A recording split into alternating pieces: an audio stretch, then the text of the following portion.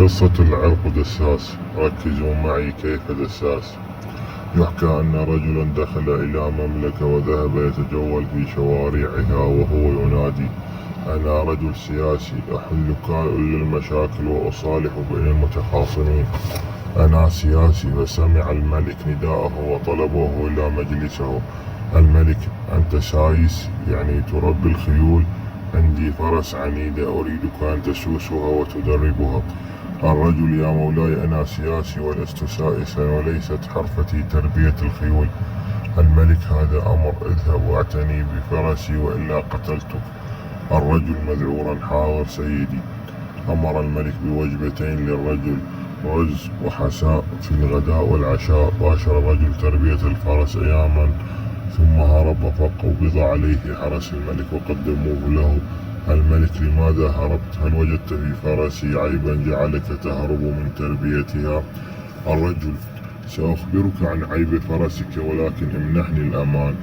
الملك: منحتك الأمان، ما عيب فرسي؟ الرجل: فرسك أصيلة لكنها لم ترضع من حليب أمها.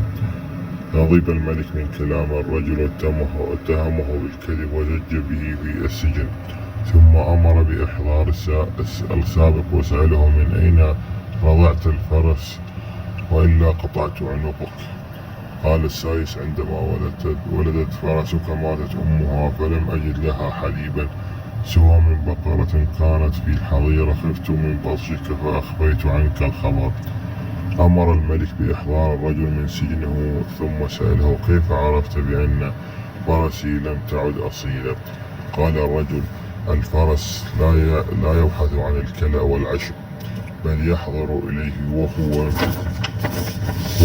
رافع رأسه. فرسك كانت تتصرف كالبقر فتبحث عن طعامها وتطأطئ رأسها له.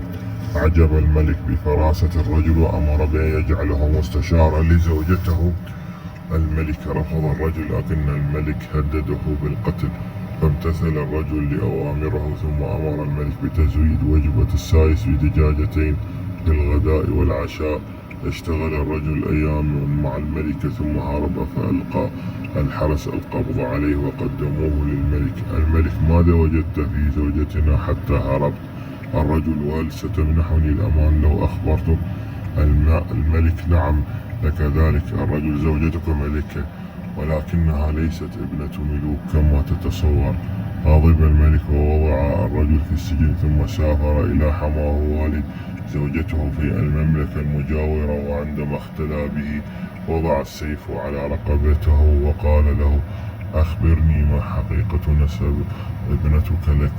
قال له حماه: نعم، هي ليست ابنتنا من صلبنا، كانت عندي ابنة عمرها عامان ماتت مريضة وكنت قد اتفقت مع والدك على تزويجها لك عندما تكبر. عندما ماتت أحضرت طفل من الغجر وربيتها على إنها ابنتي وزوجتها لك.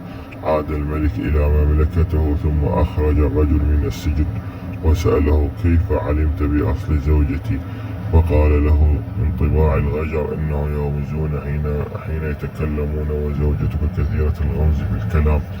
زاد إعجاب الملك بالرجل وقرر تعيينه خادما لأمه. حاول الرجل التهرب لكن الملك هدده بالقتل فقبل، وأمر الملك بأن يضع خروفين يوميا للرجل في غدائه وعشائه. بعد أيام هرب الرجل حتى أحضروه الحرس. الملك: ماذا وجدت من أمنا؟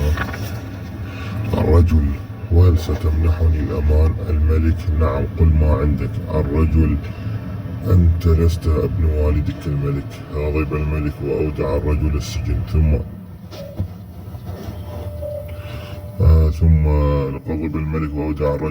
ثم ذهب إلى والدته وقال لها: هل أنا ابن الملك؟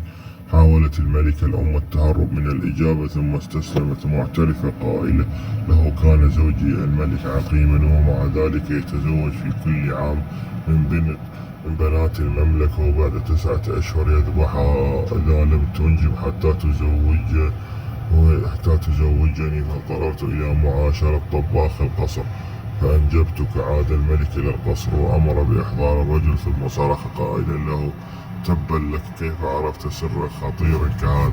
رد الرجل: الملوك لا يكافئون بالطعام، وأنت كل مكافآتك لي كانت عبارة عن تزويد طعامي، والطباخون هم من يكافئ بالأكل وليس الملوك.